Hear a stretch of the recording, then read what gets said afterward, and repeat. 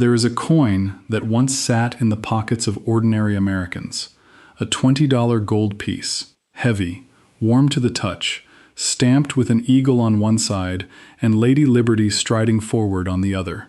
For most of American history, a coin like this was nothing special. It was money. You could earn it, spend it, save it in a jar beneath the floorboards. Farmers carried it, shopkeepers counted it, children were given it on birthdays.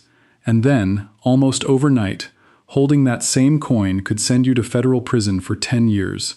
Not because it was stolen, not because it was counterfeit, but because the United States government had decided that private citizens were no longer allowed to own gold at all. This is not a story from some distant empire or a collapsing foreign regime. This happened in America, and the law that made it happen was not a brief wartime measure that vanished when the danger passed. It lasted 41 years. An American born in 1933 could have grown up, gone to school, fought in a world war, married, raised children, bought a home, and reached middle age, all without ever being legally allowed to hold a single ounce of gold. Think about what that means.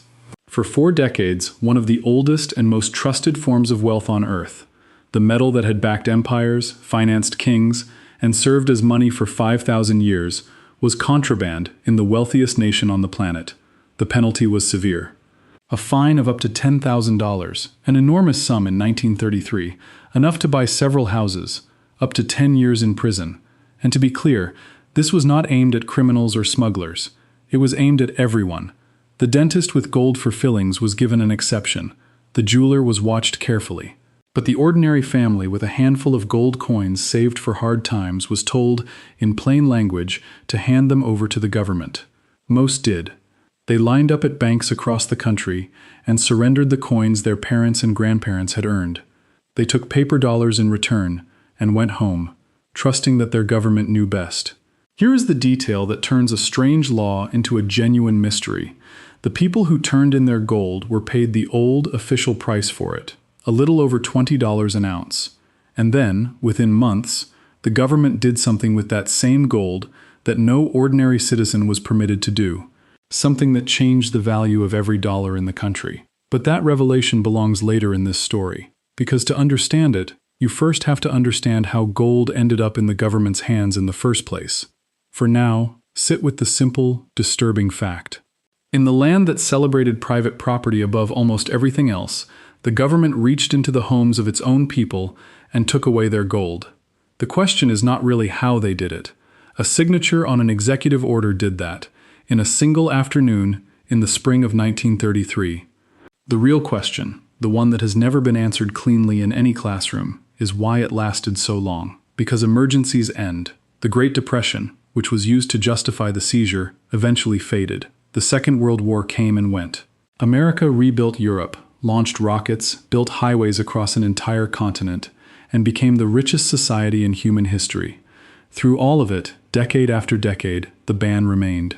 Long after the crisis that supposedly demanded it had disappeared, it was still a crime for an American to own gold. Hi viewers, before we go deeper, one honest question.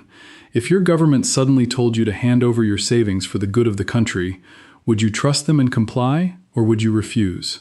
Leave a single word in the comments, comply or refuse, and we'll come back to your answers by the end. Now, some people will already be reaching for a correction, and they are half right, so it is worth saying plainly. Americans were not always forbidden from owning gold. For most of the nation's life, gold was simply money, freely held, freely spent. The prohibition had a beginning and an end. It began in 1933. It ended in 1974. And everything that matters in this story lives inside those 41 years, in the gap between a promise a nation made about its money and the moment that promise quietly broke. What makes it stranger still is the timing of the ending. When Americans were finally allowed to own gold again, it was not because a president stood before the country and admitted the ban had been a mistake. There was no apology. There was no grand reversal. The right to own gold was returned quietly, in the mid-1970s, at a very specific moment, a moment chosen not by chance, but because by then, owning gold could no longer do what the government had once feared it would do. That is the shape of the mystery. A nation took gold from its people at one price. It kept it locked away for 2 generations, and it gave the freedom back only when it was safe to do so. To understand any of it, the seizure, the profit, the 4 decades of silence, the strangely convenient ending, you cannot start in 1933. You have to go back a little further, to a world most Americans have completely forgotten, a world where the coin in your pocket was not a symbol of money, it was the money, where a paper dollar was nothing more than a promise, and that promise could be walked into any bank and exchanged for real, solid gold on demand. That world was about to end, and almost no one living in it saw what was coming. Picture a Saturday morning in a small American town in the 1920s. A man walks into the general store with coins jingling in his coat pocket. Some are silver, a few are gold. He sets a $10 gold piece on the wooden counter to pay for a new set of tools, and the shopkeeper takes it without a second thought. There is no paperwork. There is no hesitation. The coin is worth exactly what it says it is worth, because it is made of the very thing that gives it value. This was ordinary life.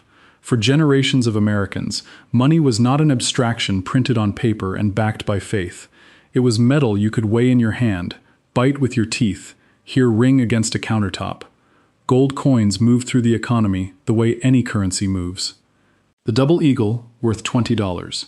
The eagle, worth 10. The half eagle, worth 5. They passed from farmers to merchants, from employers to laborers, from parents to children on birthdays and wedding days. A gold coin tucked into the back of a drawer was more than savings. It was security you could hold, wealth that did not depend on the survival of any bank or the honesty of any politician. And behind the paper money, there was a promise. Every paper dollar in circulation carried a guarantee, printed right into the fabric of the system. That bill was not merely paper, it was a claim. It could be carried into a bank and exchanged, on demand, for its equivalent in gold. The government had pledged it, the banks honored it, and because that promise existed, Americans were willing to trust paper money at all. The paper was only a convenient stand-in for the real thing resting in the vault. This was the gold standard, and it shaped the way an entire nation understood wealth, work, and the future. Under this system, a dollar could not be conjured out of nothing. The amount of money in the country was tied, at least in principle, to the amount of gold the government and the banks actually held. Money had an anchor. It could not simply be printed at the will of a president or a Congress, because every dollar was supposed to be answerable to metal locked away somewhere secure. To Americans of that era, this was not an economic theory to be debated in universities. It was common sense, as obvious as sunrise. Real money was backed by a real thing. For the ordinary family, this created a particular kind of confidence, one that is difficult to imagine today. A factory worker who saved gold coins knew their value would not quietly evaporate while he slept.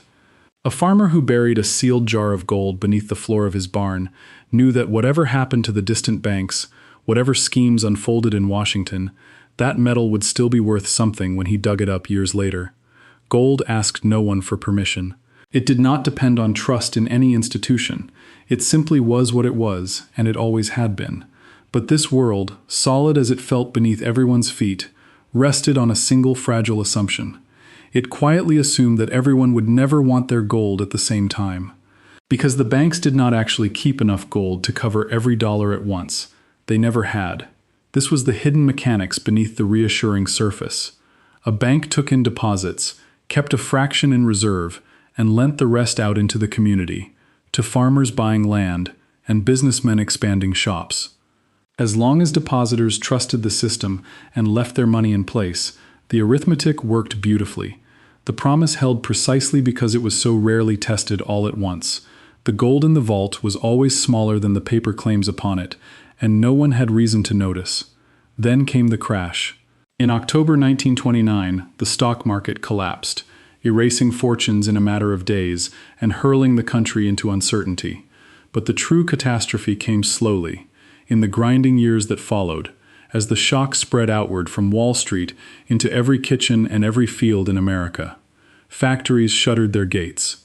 Farms failed under falling prices and dust.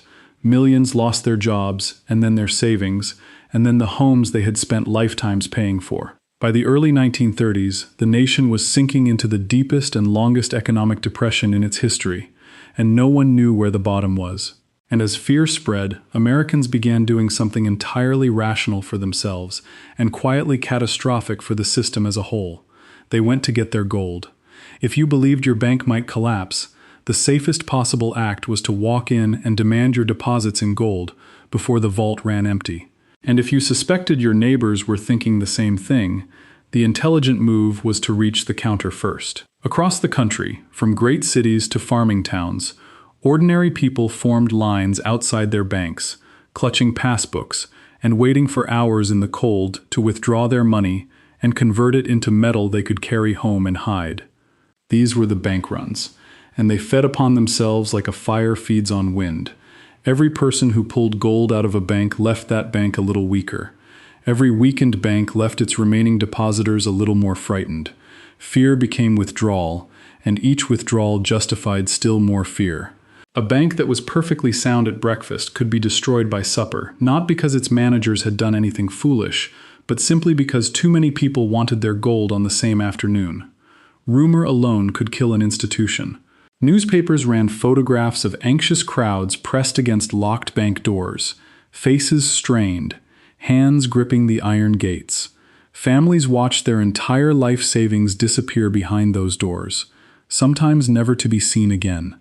Between 1930 and 1933, thousands upon thousands of American banks failed. Each collapse wiped out the deposits held inside. Each collapse persuaded still more Americans that the only truly safe place for wealth was not in any bank at all, but in their own hands, in the ancient, unquestionable form of gold. And here lay the trap buried at the very center of the gold standard. The promise that made gold trustworthy, that any dollar could be redeemed for real metal, was the exact same promise now draining the nation's gold away, coin by coin. The banking system was hemorrhaging. Gold was flowing out of the vaults and into private hands, into mattresses and coffee cans and holes dug in the dark. A financial system built entirely on confidence had lost its confidence, and a system built entirely on gold was running out of gold. By the winter of 1932 and into the opening months of 1933, the situation had become an emergency in the fullest and most literal sense of the word. Banks were failing in waves that swept from state to state. Governors began declaring their own local bank holidays, forcing the doors shut in a desperate attempt to stop the withdrawals. The gold reserves that backed the entire American dollar were being pulled apart, one frightened citizen at a time, each of them doing nothing more than what the system had always sworn they were allowed to do. By March 1933, the banking system was bleeding gold. A new president was about to decide that the only way to save the dollar was to take gold away from everyone who owned it. He took office on March 4, 1933, at the absolute bottom of the crisis, when the machinery of American money was seizing up entirely. Franklin Delano Roosevelt inherited a nation where the banks were closing and the currency itself seemed to be dissolving in people's hands, and within 36 hours of placing his hand on the Bible, he acted. He declared a national bank holiday. Every bank in the United States was ordered closed. For several days, Americans could not touch their money at all. The doors were bolted, the withdrawals frozen, the panic halted not by persuasion but by force. It was an extraordinary and unprecedented use of presidential power, and it was only the opening move, because closing the banks stopped the bleeding for a moment. It did nothing to cure the disease. As long as Americans retained the right to demand gold, the gold would resume flowing out the instant the doors reopened. Roosevelt and the small circle of advisors around him reached a hard conclusion. The run on gold could not merely be paused. It had to be stopped permanently, ended. And there was, in their eyes, only one way to end it. If the fundamental problem was that citizens could pull gold out of the system, then citizens would have to be removed from the equation entirely. The gold could not be permitted to remain in private hands at all. What came next would become one of the most sweeping seizures of private property in the entire history of the United States, and it would be carried out not with soldiers, not with force, not with a single shot fired, but with one signature on one document, in the spring of 1933. On April 5, 1933, President Roosevelt signed Executive Order 6102. In the flat, bureaucratic language of a government directive, it accomplished something that would have seemed unthinkable to Americans only a few years earlier. It made it a crime for private citizens to own most forms of gold. The order commanded Americans to turn in their gold coins, their gold bullion, and their gold certificates to the Federal Reserve, not to sell them if they wished to surrender them. The deadline was set for May 1, 1933. Less than a month stood between the announcement and the law. The penalties were written to inspire fear. Anyone who continued to hoard gold in violation of the order could face a fine of up to $10,000, a staggering sum in 1933, enough to purchase several comfortable homes outright, and up to 10 years in a federal prison. The message left no room for misunderstanding. This was not a patriotic request to be weighed and considered. This was the law of the land, and defiance of it was a felony. There were exceptions, and they were carefully drawn. Americans were permitted to keep a small amount, up to $100 worth of gold coins. Wedding rings and personal jewelry were left untouched. Dentists, who worked with gold every day, were allowed a professional supply. Rare and collectible coins prized by collectors for their history rather than their metal were exempt. But the vast bulk of the gold that ordinary families actually held, the coins saved over decades, the modest stores of wealth handed down carefully through generations, was to be surrendered to the government. And across the country, the overwhelming majority of people obeyed. They lined up at their banks once again, just as they had during the terrifying runs of the previous months, but now for the exact opposite purpose. They carried in the gold their fathers and grandfathers had earned through years of labor, and they set it down upon the counter. In return, they received paper dollars at the official rate, a little over $20, $20.67 for every ounce of gold they gave up. Newspaper notices and public appeals framed the act as a civic duty, a shared sacrifice to rescue the nation's crippled economy. And a great many Americans believed exactly that. They trusted that their government was asking something necessary and just, and they handed over their gold in good faith, taking the paper and walking home. Then the government did something with that gold that no ordinary citizen was permitted to do. In January 1934, Congress passed the Gold Reserve Act. With the gold now gathered safely into federal hands, pulled from millions of homes and consolidated in government vaults, the government changed its price. For generations, an ounce of gold had carried an official value of $20.67. That was the very price Americans had just been paid when they turned theirs in. Overnight, by the stroke of law, the government revalued gold at $35 an ounce. Sit with what that actually meant. The citizens had surrendered their gold at the old price. Then the government, now holding every ounce of it, marked its value upward by nearly 70%. The gold resting in the nation's vaults was suddenly worth billions of dollars more than it had been the previous day, not because anything new had been mined or discovered or manufactured, but purely because the number had been rewritten by decree. The United States Treasury recorded a paper profit of roughly $2.5 to nearly $3 billion from that single act. The people who had surrendered their coins saw none of it, not a cent. They had been paid at $20. The government now held gold valued at $35. The difference, enormous, real, and permanent, had been transferred quietly and completely from the citizen to the state. This is the detail the simple schoolbook version leaves out entirely. The seizure was never only about stopping bank runs and steadying the system. It cleared the way for the government to devalue the dollar on its own chosen terms and to capture the resulting windfall for itself. The emergency and the profit did not arrive separately, they arrived hand in hand, and not everyone complied quietly. One man decided to fight. Frederick Barber Campbell was a New York attorney who had deposited a substantial quantity of gold, thousands of ounces, with Chase National Bank. When the order came down, Campbell went to the bank to withdraw his own gold, and the bank, now bound by the new federal law, refused to release it to him. Campbell sued. And in doing so, he dragged the strange legal machinery of the seizure into the open air. The government responded not by backing away, but by moving to prosecute Campbell for failing to surrender the very gold it would not let him retrieve. His case became one of the threads that pulled the entire question upward, toward the highest court in the nation. It forced a direct confrontation over a fundamental issue that struck at the roots of American life. Could Could the government truly reach this far into private ownership? Could it rewrite the value of money itself and compel its own citizens to give up their property at a price the government alone had chosen?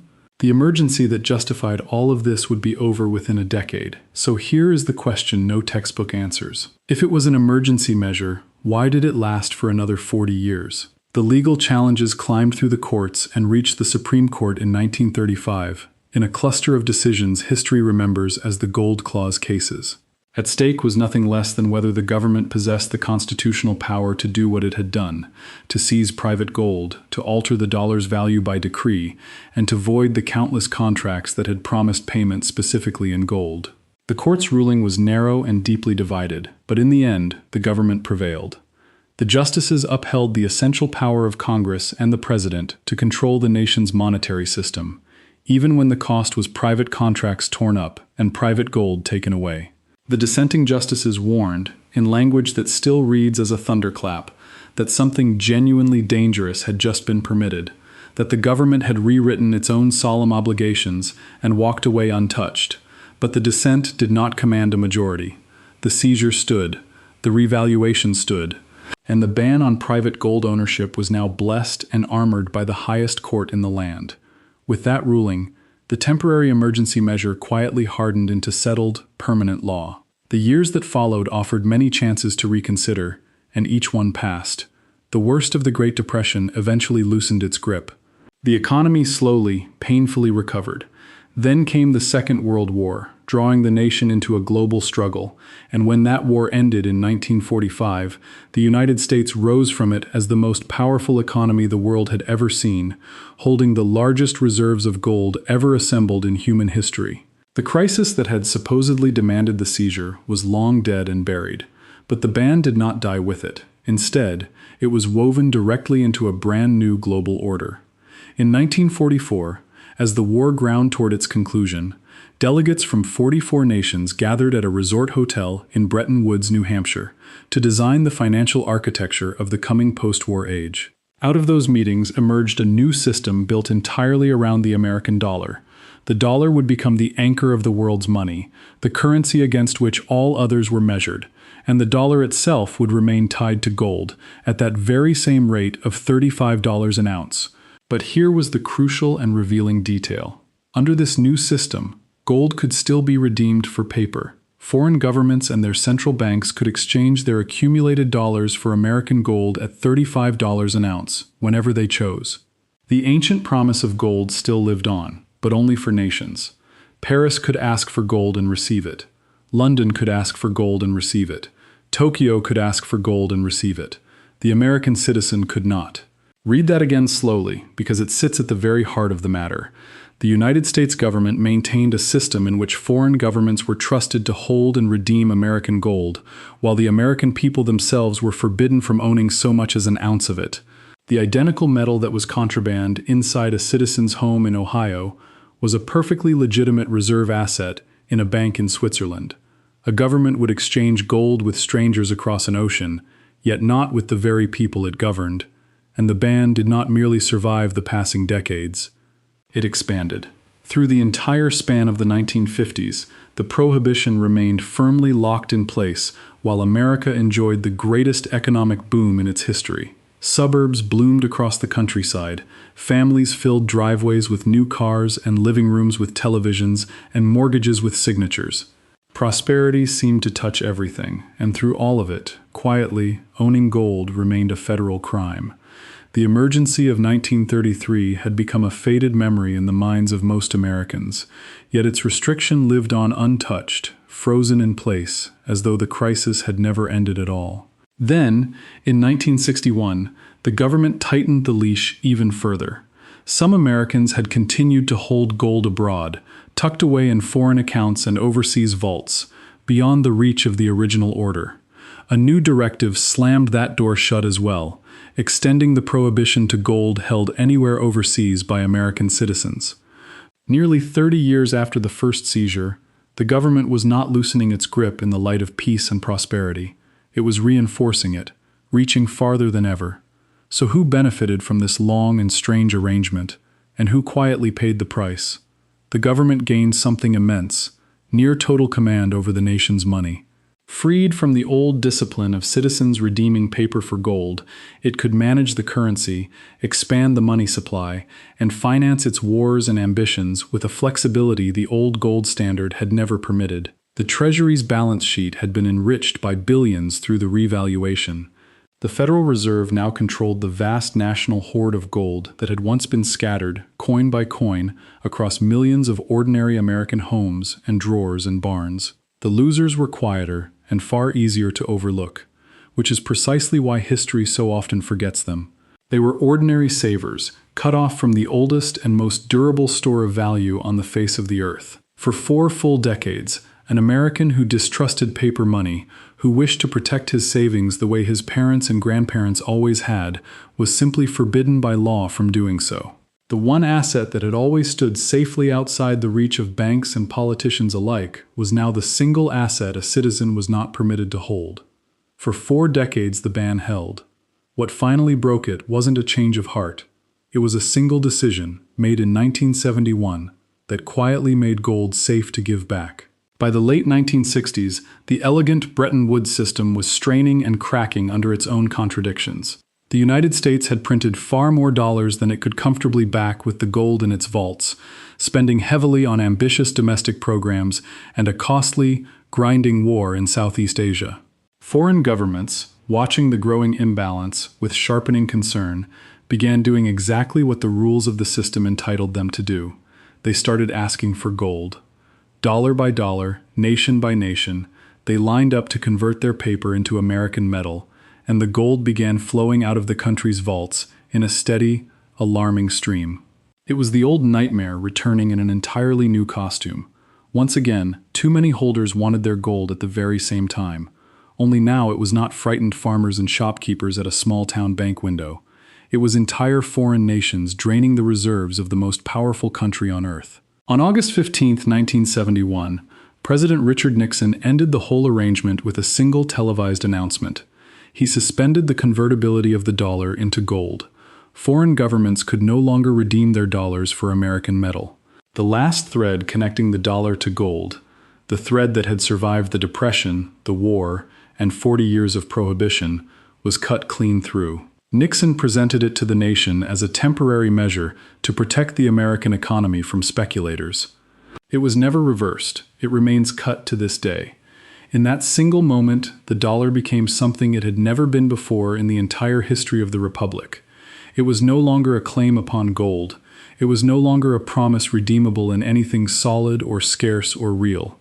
It was simply paper, backed by nothing at all except the trust, the stability, and the authority of the government that printed it. Every dollar in the world now floated free, its worth resting entirely and only upon belief.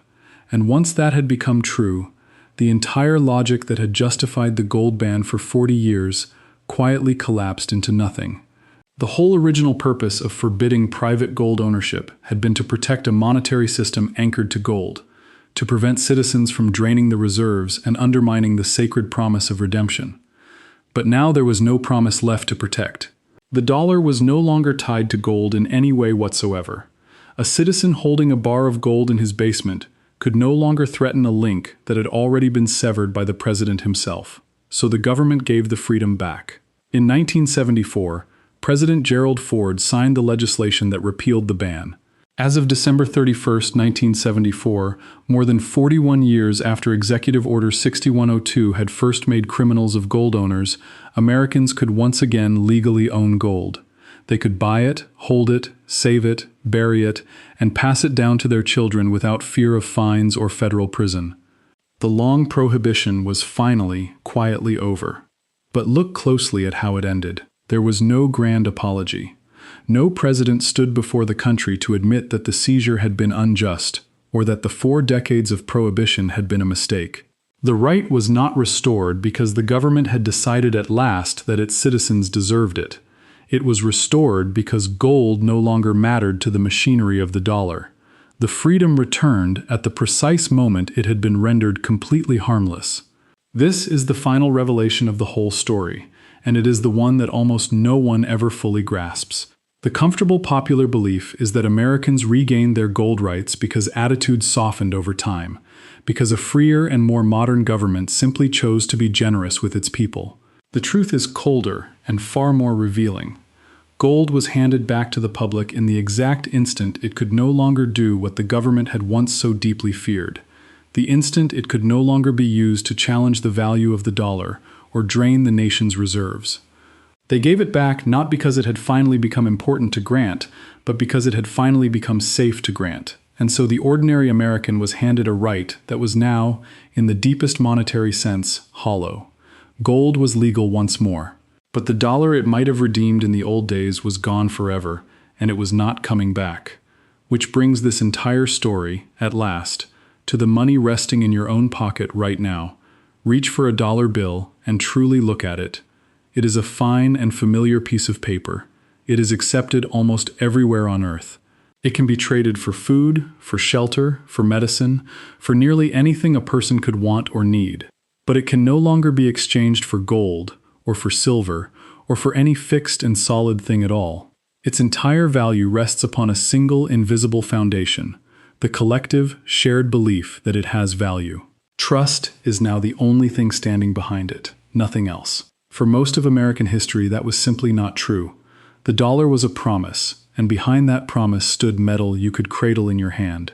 The events of 1933 to 1974 are the great hinge upon which that transformation silently turned.